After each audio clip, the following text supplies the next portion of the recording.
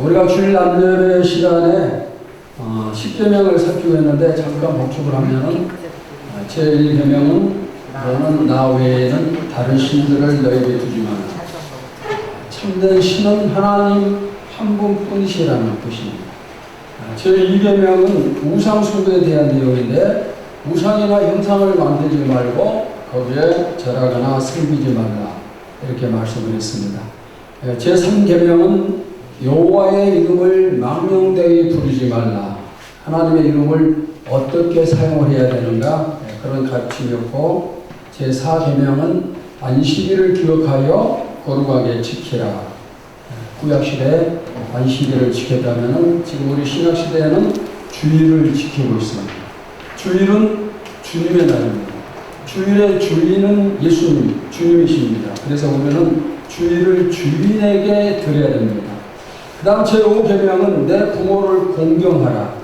우리의 영적 아버지 되시는 하나님과 또 우리를 낳아주신 육적인 부모를 공경하라는 말씀입니다. 우리가 여기까지 살폈고 이제 오늘은 6번째 제6계명인 살인하지 말라. 살인하지 말라. 이 말씀을 살피겠습니다.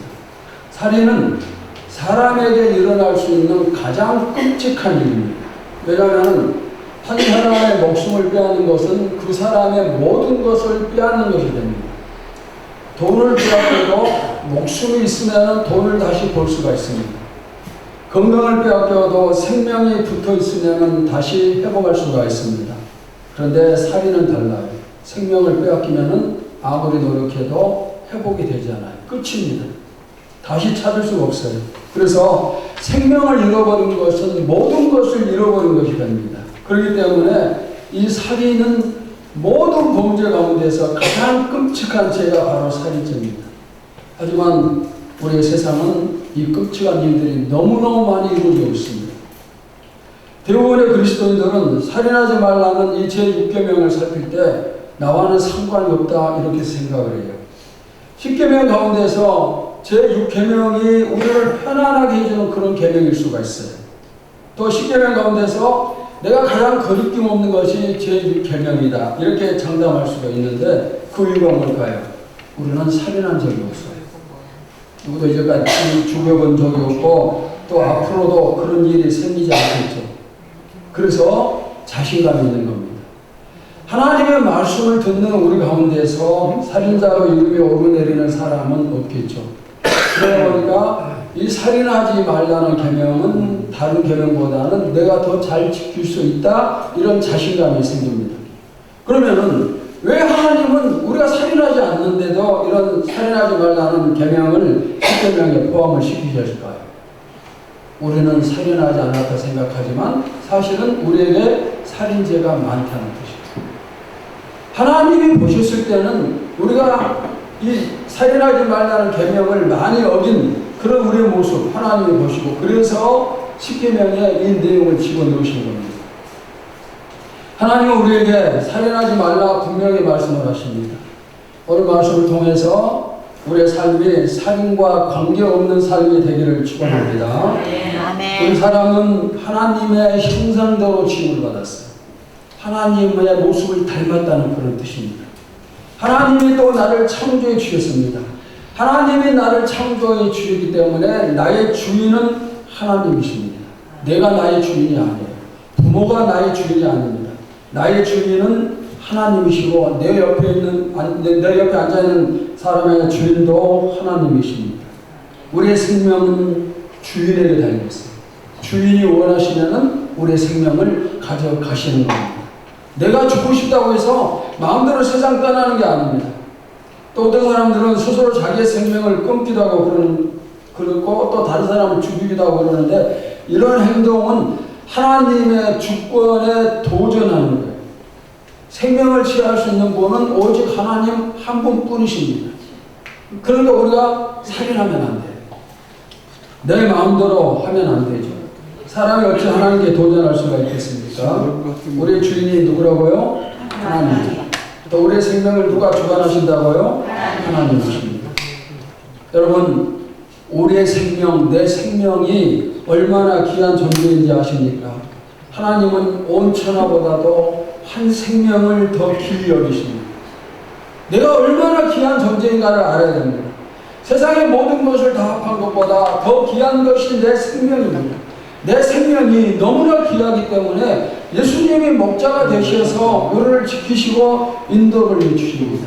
내가 만약에 이런 양이 되면 주님이 나를 찾기 위해서 밤낮을 가리지 않으십니다.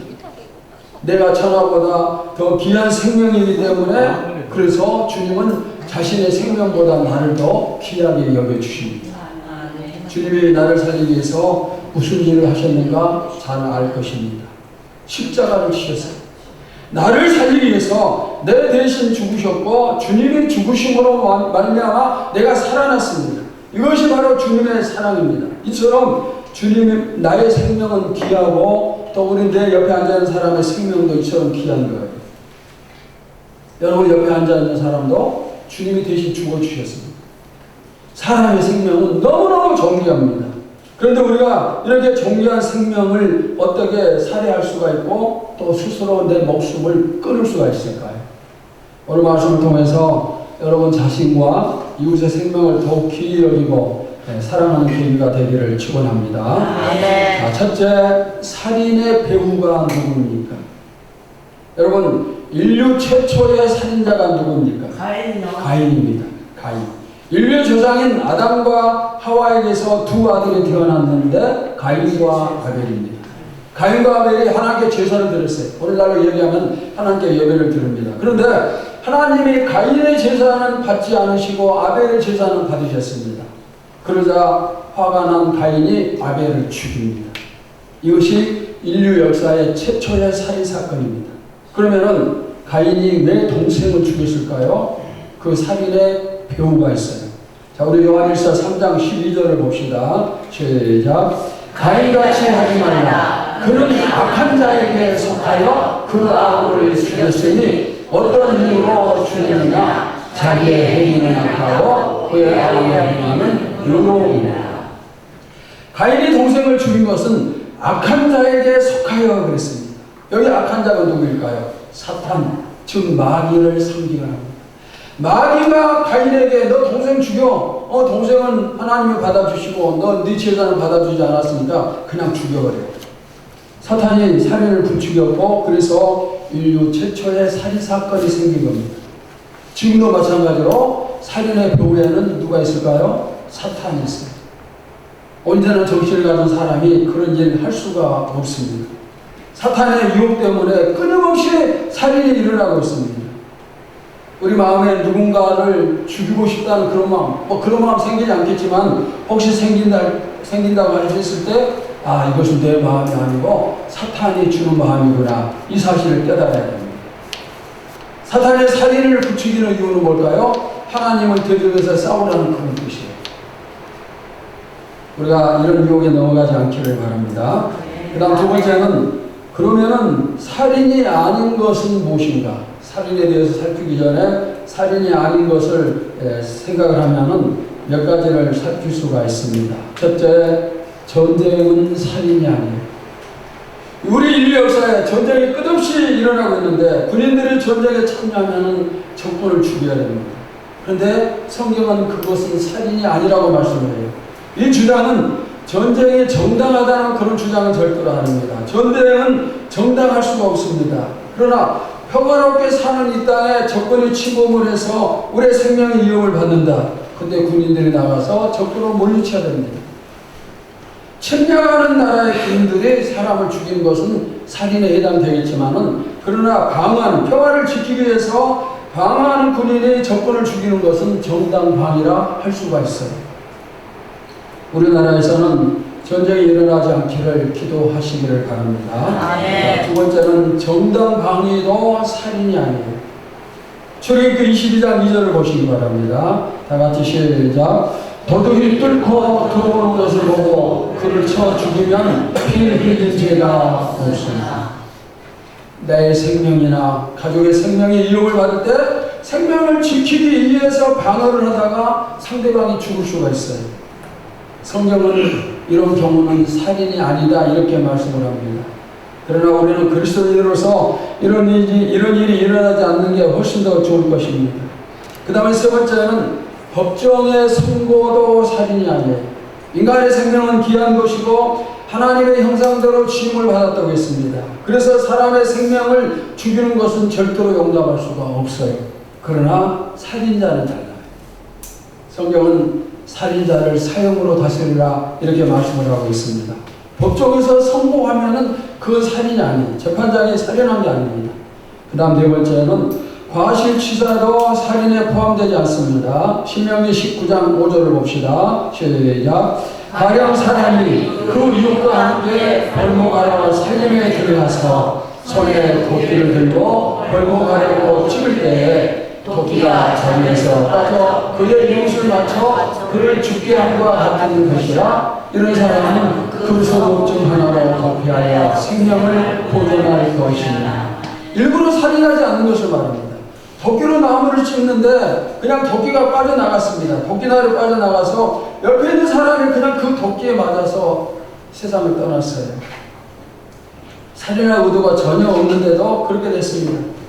전혀 생각지 않은 상태에서 일어난 불의의 사건, 공성이 없는 사건, 이런 경우에는 살인에 포함되지 않는다는 겁니다.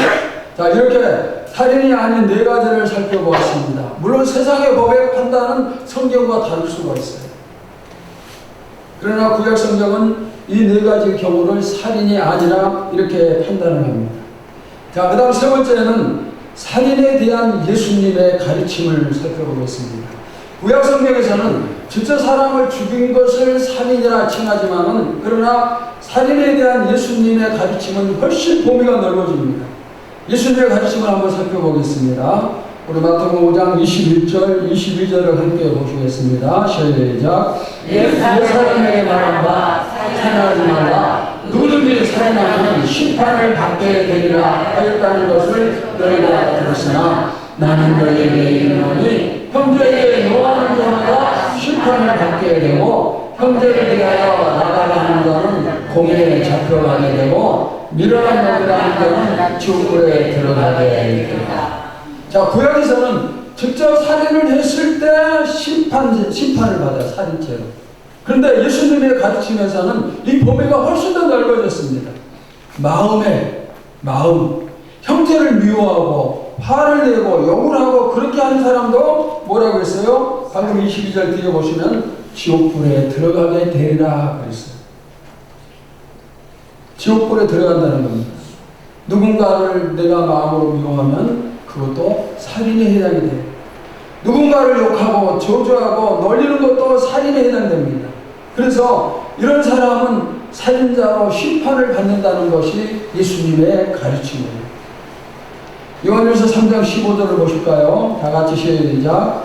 그 형제를 미워하는 자마다 살인하는 자니 살인하는 자마다 영생이 그 속에 거하지 아니하는 것을 너희가 아노라.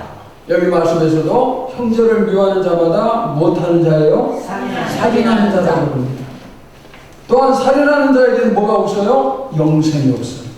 즉 천국에 가지 못한다는 그런 말씀입니다. 이게 얼마나 무서운 말씀인지 몰라요. 우리가 사람들 자꾸 미워하잖아요. 그런데 그 미움이 살인이고 이렇게 살인하는 사람에게는 영생이 없다. 바로 그런 말씀이에요. 내가 누군가를 미워했다면 나는 살인을 한 사람. 지금 내가 누군가를 미워하고 있다면 지금 내가 살인을 행하고 있는 그런 사람이에요. 그런데 이런 살인자에게는 뭐가 없어요? 영생이 없어요. 구원이 없다는 그런 말씀이에요. 예수님은 왜 살인의 범위를 마음까지 넓혔을까요? 실제로 죽이지 않았는데 마음속으로만 미워하는데 왜 살인이라 이렇게 말씀을 하실까요? 그것은 마음에 있는 것이 머지않아서 밖으로 표출이 되기 때문에. 마음에 사랑이 가득하면 입에서 사랑의 말이 나옵니다. 마음에 사랑이 가득하면 행동으로 사랑을 실천하게 됩니다. 반대로 마음에 미움이 가득하면 입에서 미움의 말이 나오고 나중에는 그것이 살인까지 연결이 됩니다. 그래서 미움은 곧 살인이라 성경은 이렇게 가르칩니다. 피 묻은 칼을 손에 쥐고 있는 것만이 살인이 아니라는 것. 내 마음이 미움으로 가득하다면 내 마음속에 피 묻은 칼을 가지고 있는 그런 셈이 되는 거예요. 내 마음속에 미움과 분노가 쌓인다? 언젠가 살인으로 연결될 수도 있겠죠. 살인하는 사람들이 마음에 미움이 먼저 생기는 법이에요. 행동으로 옮기지 않았지만은 앞으로 행동으로 옮길 수도 있는 겁니다. 내가 누군가를 사랑한다. 그러면은 내 마음속에 그 사람 사랑하는 것으로 가득 찹니다.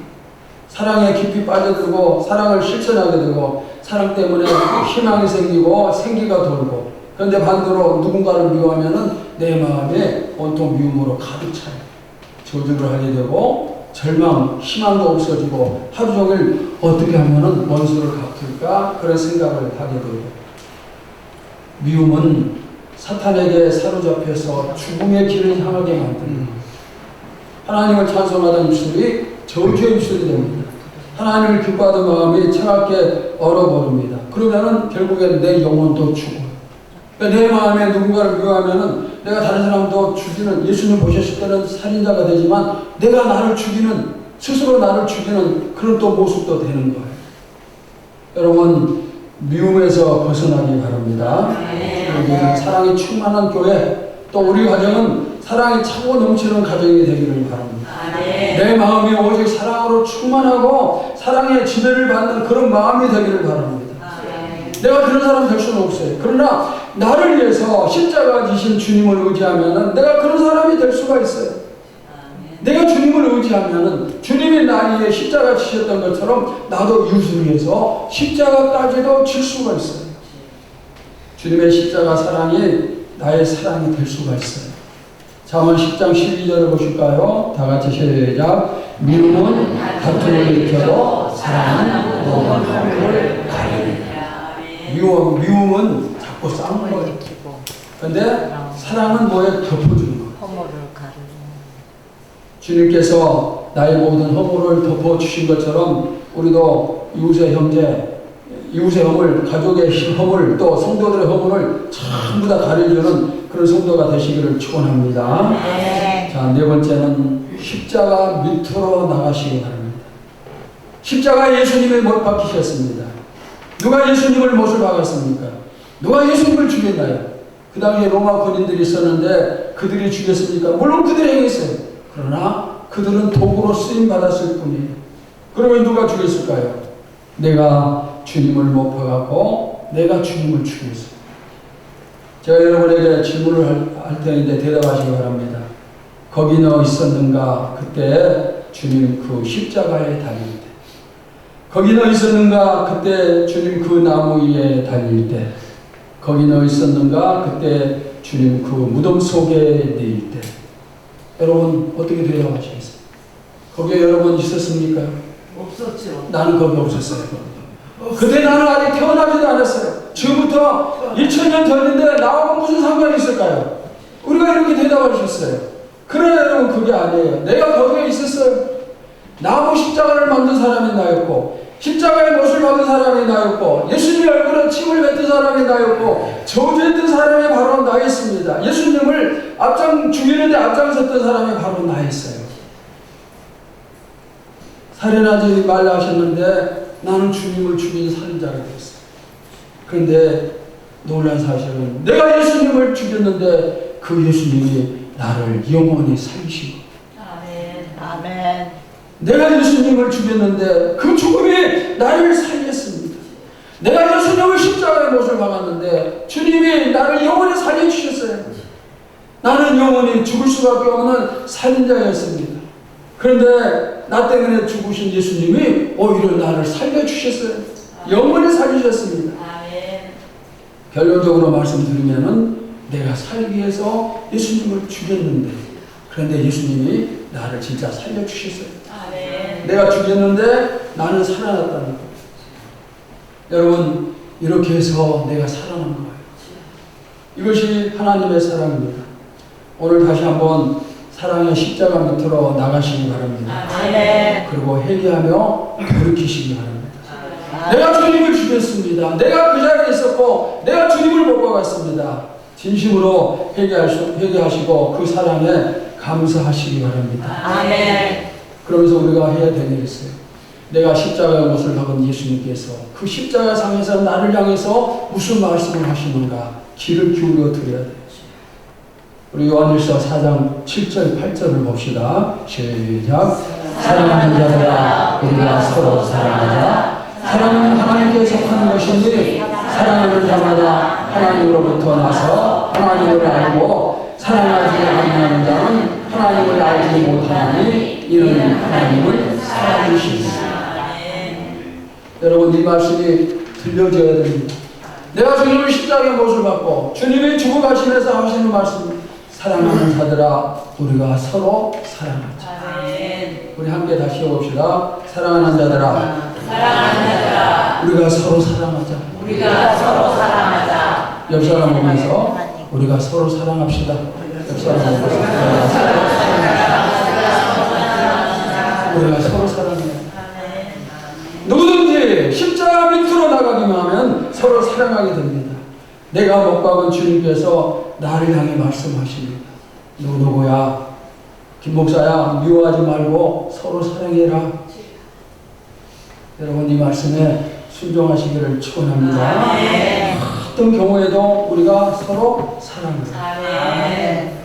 다섯 번째, 살인하지 않기 위해서 어떤 일을 구체적으로 해야 되는가? 제6계명 실천하기 위해서는 타인을 향한 적극적인 사랑과 섬김의 실천을 할 때 우리가 살인에서 벗어날 수가 있습니다. 몇 가지 살피면 첫째는 말의 훈련입니다. 내가 하는 말이 영혼을 살리기도 하고 영혼을 죽일 수도 있습니다. 내 영혼도 살리고 다른 사람의 영혼도 살리는 입술이 되어야 됩니다. 여러분이 말을 할 때 항상 생각을 하세요. 내가 이 말을 했을 때 저 사람이 살 수 있는 말인가? 저 사람을 죽이는 말인가? 이걸 생각해요. 야고보서 3장 6절을 봅시다. 시작. 혀는 곧 불이요 불의의 세계라. 혀는 우리 지체 중에서 온 몸을 더럽히고 삶의 수레바퀴를 불살하니 그 사는 것이 죽불에서 나누니라. 혀가 이만큼 말이 중요해요. 지옥불로서 사람을 죽이는 것이 우리가 저주하고 미워하는 말이에요. 그래서 성도들은 남을 비방하는 말, 거짓된 말, 상처 주는 말 이런 말 하지 말고 애의 있게 정중하게 또 바른 말, 배려하는 말, 긍정적인 말, 믿음의 말, 위로의 말, 격려의 말 이런 말을 해요. 여러분의 언어 생활이 긍정적인 언어 생활 되시기 바랍니다. 그래야 내가 살릴 수가 있어요. 정말 이 말이 얼마나 많은 사람을 죽이는지 몰라요. 마음에 있는 것이 뭘로 표현돼요? 말로 표현돼요. 그러면은 내 마음을 좋은 마음으로 바꿔야 좋은 말이 나올 터인데 어떻게 내 마음을 좋은 마음으로 바꿀 수가 있을까요? 억지로라도 자꾸 좋은 말을 하면은 내 마음도 좋은 마음으로 바뀌고 억지로라도 좋은 말을 해줘야 돼. 나는 절대로 미워하지 않겠다. 내 자신에게도 스스로 다짐을 해야 됩니다. 그러다 보면은 진짜 말하는 대로 좋은 마음이 되고 좋은 말이 나오게끔 되는 거예요. 말은 그 사람의 마음이고 그 사람의 믿음이에요. 우리는 좋은 말만 해서 사람을 살리는 성도가 되시기를 바랍니다. 자, 두 번째는 용서를 해요. 뭐래요? 용서. 자, 마태복음 5장 23절, 24절 봅시다. 시작. 그러므로 재물을 제단에 드리려다가 거기서 내 형제에게 원망 드릴 만한 일이 있는 것이 생각나거든 예물을 제단 앞에 두고 먼저 가서 형제와 화목하고 그 후에 와서 예물을 드리라. 형제와 화목하지 않는 것은 미움 때문입니다. 미워하면 그것이 뭐라고요? 성경은 미워할 때 살인이라고 했습니다. 그러니까 반드시 용서하고 화목을 해야 됩니다. 용서 없이 미움에서 벗어날 길이 없어요. 용서를 해줘야 미움이 없어져요. 주기도문에서 우리가 이미 배웠어요. 마태복음 6장 12절 보실까요? 시작. 우리가 우리에게 죄 지은 자를 사하여 준 것 같이 우리 죄를 사하여 주시고. 내가 남을 용서하면 하나님도 내 죄를 용서를 해주셔요. 나에게 분노의 마음이 남아있으니까 그 마음을 십자가 앞에 내려놓고 서로 용서하시기 바랍니다. 십자가의 사랑을 다른 말로 바꾸면 용서예요. 십자가는 사랑이고 사랑은 곧 용서입니다. 주님이 십자가의 사랑으로 나를 용서하시면서 이제는 나에게 네가 용서해라 이렇게 말씀을 하세요. 여러분 모두 용서를 실천하시기 바랍니다. 용서는 살인죄를 이기는 최고의 방법입니다. 자, 그 다음 세 번째는 불쌍히 여기는 마음으로 기도를 해줘야 됩니다. 내가 누군가를 미워한다면 그 사람이 나를 얼마나 힘들게 했으면 미워하겠습니까? 얼마나 나쁜 사람이냐는 내가 용서를 못하고 미워하고 마음에 품고 있겠습니까? 그런데 그렇게 미운 사람을 불쌍히 여겨버렸어요. 그러면 기도해 줄 마음이 생깁니다.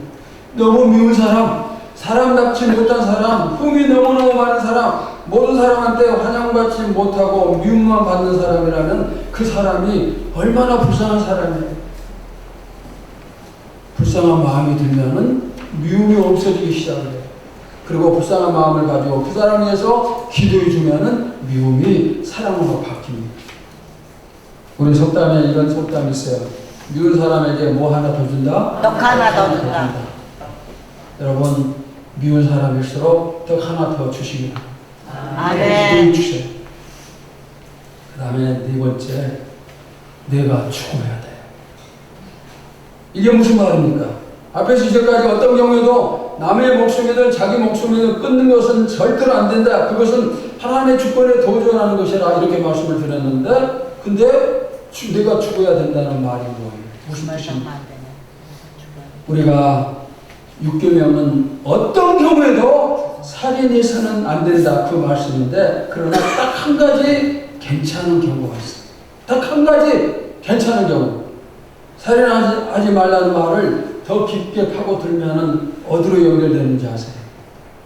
그냥 간단하게 살인하지 말라 이렇게 나오지만 그것을 파헤치고 들어가다 보면은 어디로 연결되는가?